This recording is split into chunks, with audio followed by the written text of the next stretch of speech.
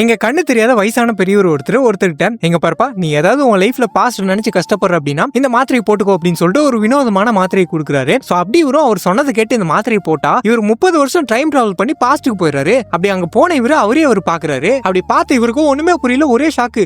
இதெல்லாம் உண்மைதானா அப்படின்னு சொல்லிட்டு ஷாக் ஆனவர் பாஸ்ட்ல இருக்கவனை பார்த்து பயந்தடிச்சு ஓடிடுறாரு. சோ அதுக்கப்புறம் அடுத்த நாள் நேத்து நைட்டு நடந்தது ரியலான்னு சொல்லிட்டு கன்ஃபார்ம் பண்றதுக்காக திரும்ப அந்த டேப்லெட் போட்டு பாஸ்டுக்கு போறாரு. அப்படி போய் பார்த்தா நிஜமாலுமே உண்மைதான். அப்படி போனவரு எப்பா நாதாபா நீ நான் ஃபியூச்சர்ல இருந்து வந்திருக்க அப்படின்னு சொல்லிட்டு சொல்ல, ஆனா அவன் வந்துட்டு நம்ப மாட்டேன்றான். யோ யாரியா நீ என்ன குஸ்ட் வந்து வளரிட்டு இருக்கியா அப்படின்னு சொல்லிட்டு சொல்றான். இங்க பாருப்பா நான் சொல்றது உண்மைதான், வேணா ஐடி கார்டு கொடுக்குறேன் இந்தா செக் பண்ணி பாத்துக்கோ அப்படின்னு சொல்லிட்டு கொடுத்தா அவனு செக் பண்ணி பாக்குறான். பார்த்தா ரெண்டுமே அச்சஸ் எல்லாம் அப்படியே இருக்குது. யோ யாரியா நீ என் டிடில அப்படியே ஜெராக்ஸ் எடுத்து வச்சிருக்க அப்படின்னு சொல்லிட்டு அவன் சொல்லிட்டு இருக்கும் போது அப்பன்னு பார்த்து சடனா இவர் அங்க இருந்து மறைஞ்சிடுறாரு. என்னன்னு பார்த்தா அந்த டேப்லெட் போட்டு டைம் டிராவல் பண்ணி பாஸ்டுக்கு போனா அங்க 20 நிமிஷம் தான் இருக்க முடியும் அப்படின்ற மேட்டரை தெரிஞ்சுக்கிறாரு. சோ இதை தெரிஞ்சுக்கிட்டவரு 30 வருஷத்துக்கு முன்னாடி இறந்து போன தன்னோட காதலி பார்க்கணும் அப்படின்னு சொல்லிட்டு ஆசைப்படுறாரு. சேம் டைம் பாஸ்ட்ல இருக்கவன் ஒண்ணுமே புரியாம நேத்து நைட்டு நடந்தது உண்மைதானு சொல்லிட்டு கன்ஃபார்ம் பண்றதுக்காக அவனோட கையில திரும்ப வாங்க அப்படின்னு சொல்லிட்டு ஒரு டாட்டா குத்துறான். இதை வந்துட்டு ஃபியூச்சர்ல இருக்கவரும் பார்த்துட்டு திரும்ப டேப்லெட் போட்டு பாஸ்டுக்கு போறாரு. அங்க போனவரு டேய் என்னடா இது டாட்டா குத்துறது குத்துன எவனாவது திரும்ப வாங்கன்னு சொல்லிட்டு கையில டாட்டா குத்துவானடா அப்படின்னு சொல்லிட்டு காட்ட இதை பார்த்தவன் மறந்து போயிட்டு இதெல்லாம் உண்மைதான்னு சொல்லிட்டு கன்ஃபார்ம் பண்ணிடுறான். சோ இப்போ கன்ஃபார்ம் ஆயிடுச்சா இவனுக்கு வந்துட்டு ஃபியூச்சர் மேல ஒரே கியூரியாசிட்டி. எங்க சொல்லுங்க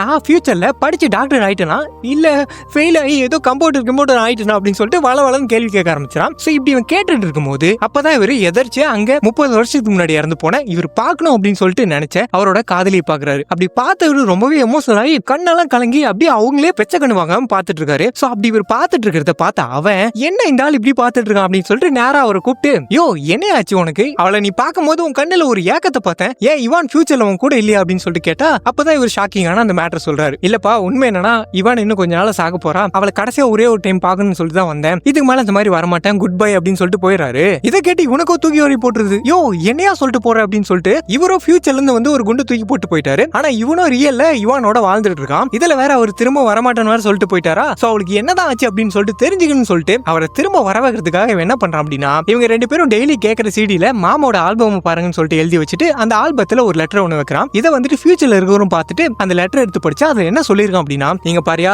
நீ பாட்டு ஃபியூச்சர்ல இருந்து வந்து குண்டை தூக்கி போட்டு போயிட்ட, ஆனா நான் இங்க இவானோட வாழ்ந்துட்டு இருக்கேன், எனக்கு இப்ப என்ன பண்றதுன்னே தெரியல, நீ மட்டும் வரல அப்படின்னா நான் என்னைய அழிச்சுப்பா அப்படின்னு சொல்லிட்டு எழுதி வச்சிருக்கான். சோ இதை பார்த்த இவரும் வேற வழியே இல்லாம அந்த டேப்லெட் போட்டு பாஸ்டுக்கு போறாரு. மீதி ஸ்டோரியை கீழே கொடுத்திருக்கேன், மறக்காம பாருங்க.